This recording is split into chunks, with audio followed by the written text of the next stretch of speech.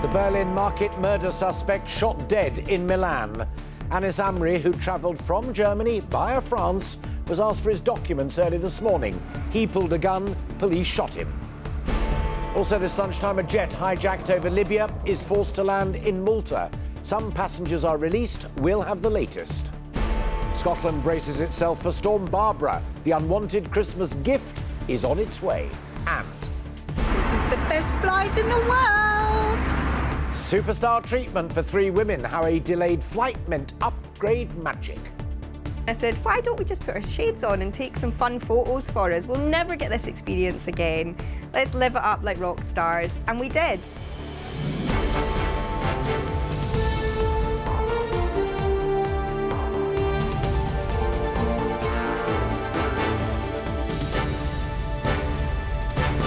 This is the ITV Lunchtime News with Alistair Stewart.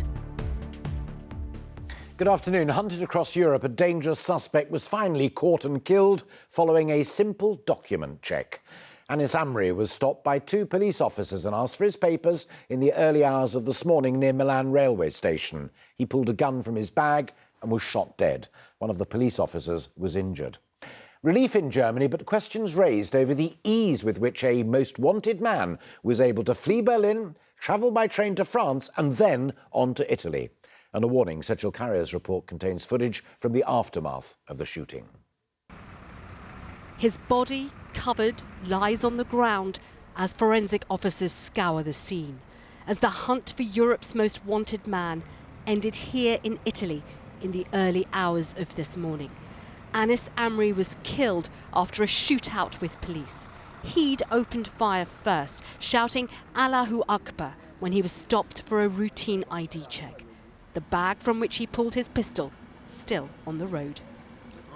The news was confirmed by the Italian Interior Minister in Rome. La persona uccisa è risultata essere dopo. In which he said the person killed is, without any shadow of a doubt, Anis Amri, the presumed suspect in the Berlin lorry attack. Anis Amri. While police were hunting Amri, it's emerged through travel documents found on his body that he travelled from Germany through France and into Italy undetected, raising yet further questions about security failures across Europe. While criticism mounts over the German investigation into Amri. As this CCTV footage of Amri emerged, placing him in Berlin on the morning after the attack, leaving a mosque. He was seen there several times before in footage captured by German intelligence agencies who'd been monitoring it. Another opportunity to arrest him missed. The German prosecutor said while there was relief the suspect was killed, the investigation wasn't over, as authorities try and determine if he had any accomplices. But that investigation itself is now facing more serious questions over how Europe's most wanted man was allowed to leave Germany with apparent ease. Sejal Carrier, ITV News. Well, we can take that up immediately with our security editor, Rohit Kachru, who joins me live from Berlin. So, Rohit, the big question is, as Sejal just said, how come he was able to get with such ease from Berlin to France and ultimately Italy?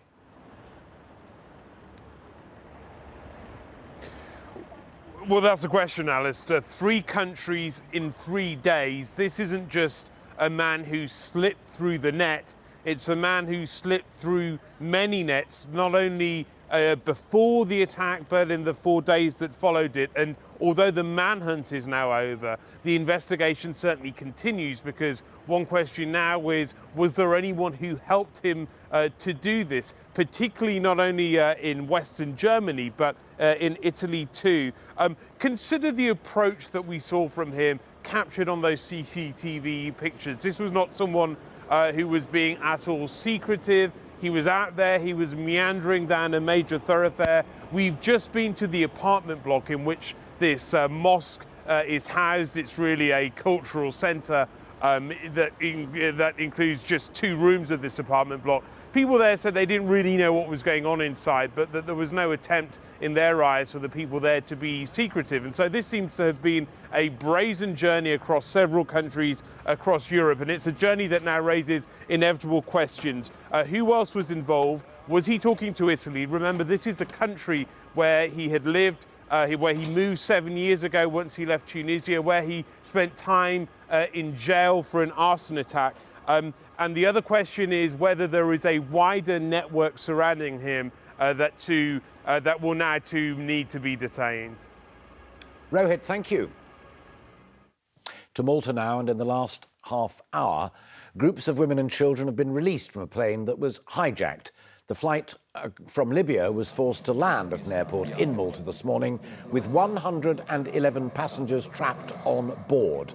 Well, Rebecca Barry joins me live in the studio to bring us up to date. You've been monitoring this all morning. Developments in the last few minutes? Yes, so far we're told 65 people have been released from this plane. Originally, as you say, there were 111 passengers and 7 crew members on board. Among the passengers, there were 82 men, 28 women and 1 infant. And we understand that it was the women and that child who were the first to be released. They were on what should have been a short domestic flight within Libya, but the flight was forced to divert to Malta, and there were 2 hijackers on the plane. We understand they told crew members they had a hand grenade and were threatening to blow up the plane. According to reports, they claimed to be pro-Gaddafi, the former Libyan leader who was killed in 2011. And we know that the security situation in Libya is still very dangerous, and there's a high threat of terrorism and kidnapping. But in this incident, we don't know whether it was, at this stage, terrorism-related or something else entirely. The flights to Malta were being diverted, but we now understand that the airport has reopened and flights are returning to normal. All right, Rebecca, thank you. Pressure is mounting on the government here to act after a 4th prison riot in just 2 months. 60 inmates at Swaleside Jail on the Isle of Sheppey took over part of a wing last night and lit fires. Riot squads restored order in the early hours, but there have been further calls to increase staff to prevent more disturbances. Our political correspondent Libby Vina has more. The disturbance at Swaleside may be over, but the riot there last night has added to the sense of a prison system in crisis.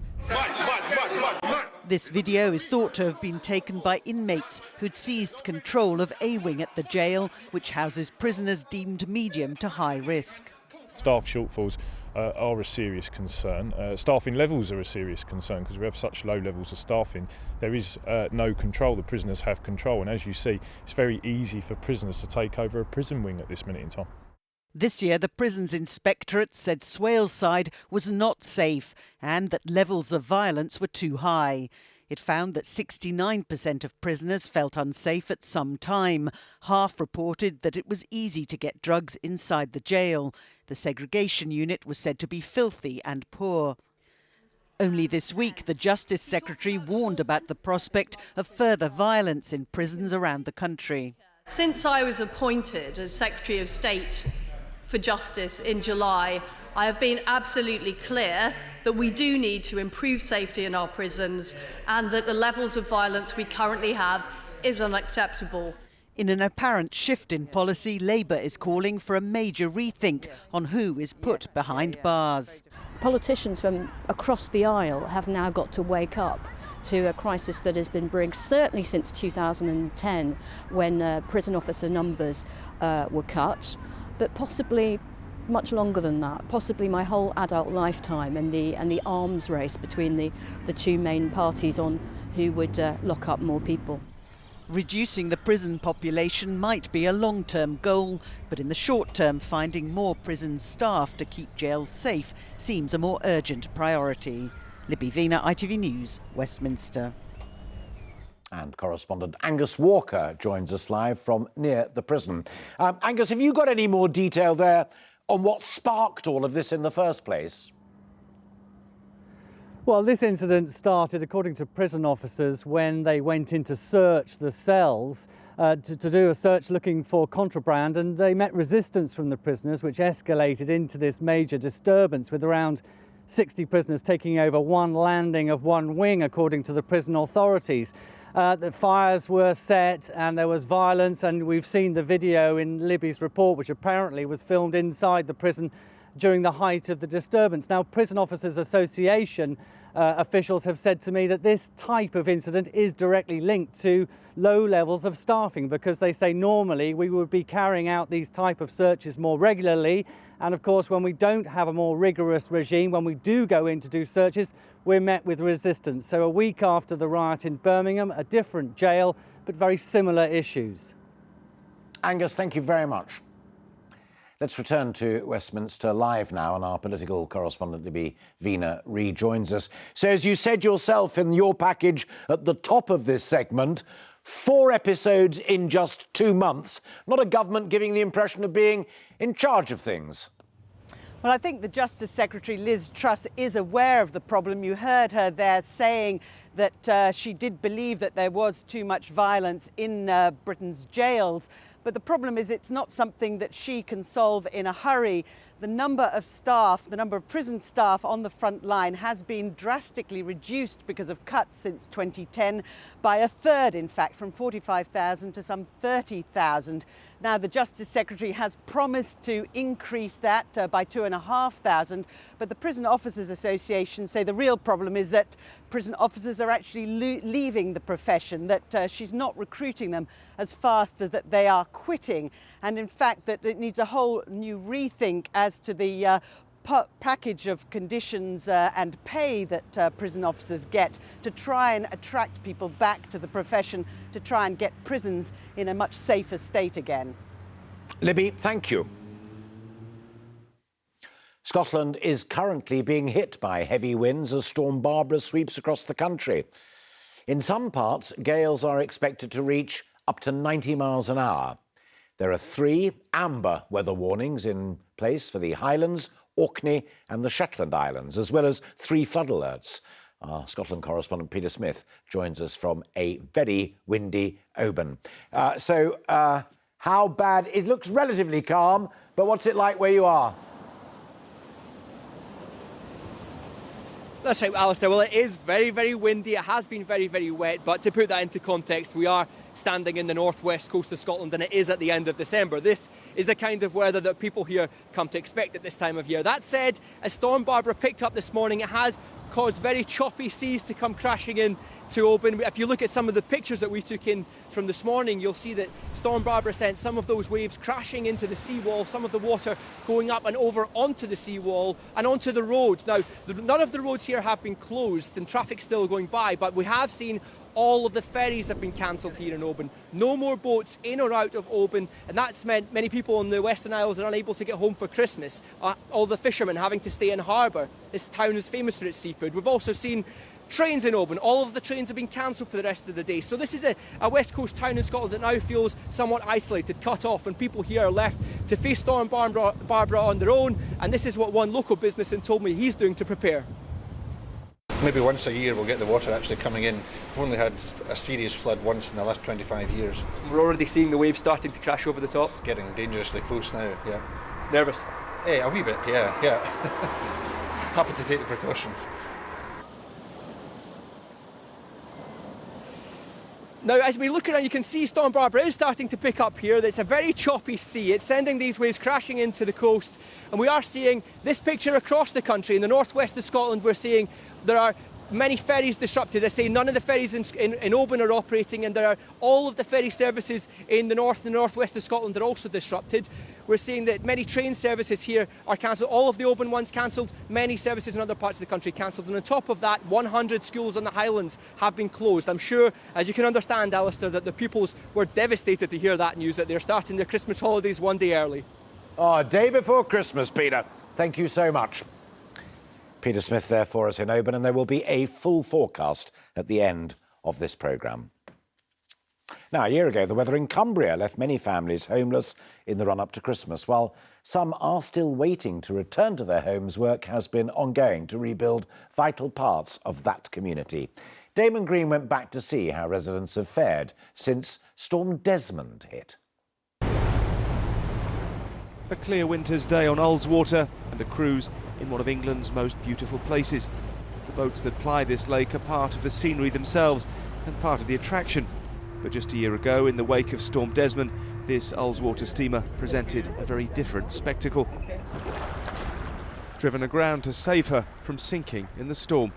When they beached her, they sort of went over trees and things that you couldn't see, and she ended up, because that was the height of the flood really. And when it went down, there she was in the middle of the field, not just on the edge of the lake anymore, and that was a pretty shocking sight. It's taken 12 months of hard work to repair the damage done by the floods. Pooley Bridge swept away, now replaced. The businesses that rely on the tourist trade had to work hard to bring visitors back to a village cut off for months. We advertised in the local paper to say a free Pooley Ginger Bridge for everyone who comes between now and when the new bridge opens. And we had 4,500 bridges that we gave away to the locals, and we managed to maintain our business through that dreadful period. And we had to actually evacuate this evacuation centre to Kendal Town Hall. It's a year since the people of Kendal saw the streets of their town running like rivers, low-lying homes flooded, and for many families worry and hardship. The hub of another Cumbrian community, the Bush pub in Cockermouth.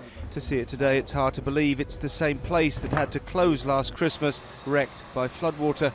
Since then it's been transformed and won awards for its beer and food, but only because people were determined to support the place. Very humbling to find out that these people have seen it happen on the TV and they've gone out of their way to come and support us. I didn't know them, they didn't know me, but human nature comes out in that way, doesn't it? And it's been a really nice year getting to know these people. For everyone hit by Storm Desmond, this has been a very difficult year, and even now, 12 months later, there are some still feeling the effects. But everyone affected by those floods a year ago has certainly found out in 2016 who their friends really are. Damon Green, ITV News, in Cumbria. And still to come, cameras in the cockpit for these friends whose flight back to Britain for Christmas has made the headlines. Find out why. But first, the Christmas crackdown on counterfeit goods has seen 83,000 items seized by border officials worth millions of pounds. Police are warning people not to buy fake items as they stop more and more people at ports and airports. But it doesn't stop there. They've also been checking what's being sent to you in the post from foreign countries. Nick Wallace investigates. For retailers big and small, it's one of the busiest days of the year.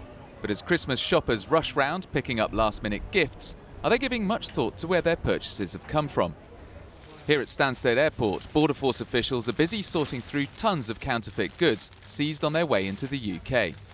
What we have is a number of items. Some of the must-have toys for Christmas. You've got the Pokemon cuddlies, the Harry Potter wands, the Burberry accessories, the demand items, the quality items. Christmas is a time when there's an increased rush by the producers, and also there's a increased demand by the consumers.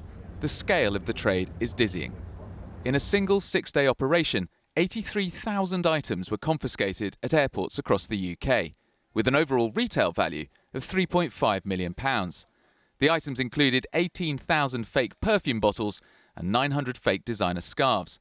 And buying fakes doesn't just mean being saddled with a substandard product. The government says the trade in counterfeit goods is linked to child labour, sweatshops and funds serious organised crime, even terrorism. The message is, if it looks like a bargain, it's probably too good to be true. Nick Wallace, ITV News. This, however, I think is true, and it's breaking news. We're hearing that all of the passengers who were trapped on that hijacked plane in Malta that Rebecca Barry was telling you about have now been released. The 2 hijackers are believed still to be on the plane and are said to have hand grenades, but according to a Libyan MP, their demands remain unclear. Here's some news in brief, and Southern Railway workers have confirmed that they will go ahead with a 3-day strike from New Year's Eve in the continuing dispute over the role of conductors. There are concerns the strikes will lead to travel chaos over the New Year period. Passengers have faced disruption on the network for months. And the Co-op is recalling chocolate Santas after batteries were found inside 2 of them. It says there were 2 alleged tampering incidents involving the hollow milk chocolate figures, and it's advising consumers not to eat them. And finally, with Christmas approaching, many of us will be facing the challenges of busy holiday traffic, clogged roads, packed trains and disrupted air travel. 3 friends heading from Gibraltar to Britain probably felt a little irritated when they found out that their flight was delayed. But dismay soon turned to delight when they finally got on the plane. Sharon Thomas explains. So, we're currently on a flight and it's really busy. Really busy. Only joking! What a Christmas present. This is the best flight in the world. A champagne flight for 3 and the entire plane to themselves for just £80 each. We are now currently on a flight of 3 people and it's fantastic. While many of us are struggling with the Christmas crowds and strike action, this trio were living like rock stars at 40,000 feet. It's absolutely fantastic. Private jet all the way, darling. Friends Laura Stevens, Laurie Lynn Waller and Sarah Hunt were on a 3-day break in Gibraltar when they were told their flight back to Heathrow was delayed. All the other passengers turned up on time and caught an earlier flight. So when these 3 arrived slightly later, they had all 150 seats to themselves. I'm not going to say no to that! During the 2.5-hour flight, the friends were upgraded to business class, where they drank 10 mini bottles of free champagne, had a free meal and even took selfies in the cockpit. The pilot said he'd never flown a commercial flight with so few passengers. Even the airport's VIP lounge was exclusively theirs. And then I said, why don't we just put our shades on and take some fun photos for us? We'll never get this experience again. Let's live it up like rock stars. And we did. Cabin crew informed the partying pals that fog meant it could take a while to land. Take your time, came the answer. We want this flight to go on right through Christmas. Only 2.5 hours, but one of the best 2.5 hours of my life so far. Sharon Thomas, ITV News. Love it. That is it this lunchtime. I'll be back later with Ranveer Singh for the evening news. The news where you are follows the national weather. But for now, from all of us, bye-bye and have a great afternoon. Bye-bye.